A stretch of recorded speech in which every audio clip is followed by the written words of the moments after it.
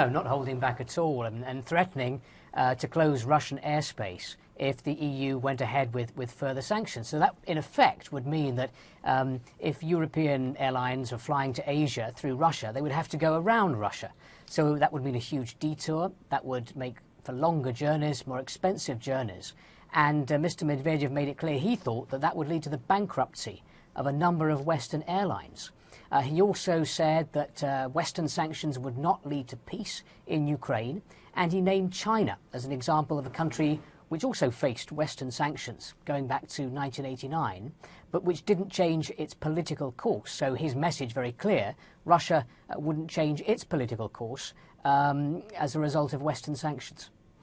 But, of course, there is this window left open by the EU saying that if Russia does reverse its position in Ukraine, then these new sanctions, or the threat of these new sanctions, could be rolled back.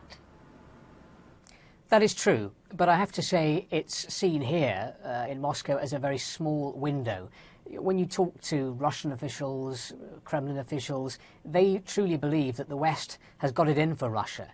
And you get the feeling that trust has broken down completely between the Kremlin and the West. It appears that President Putin doesn't really trust Western politicians, and the feeling is mutual.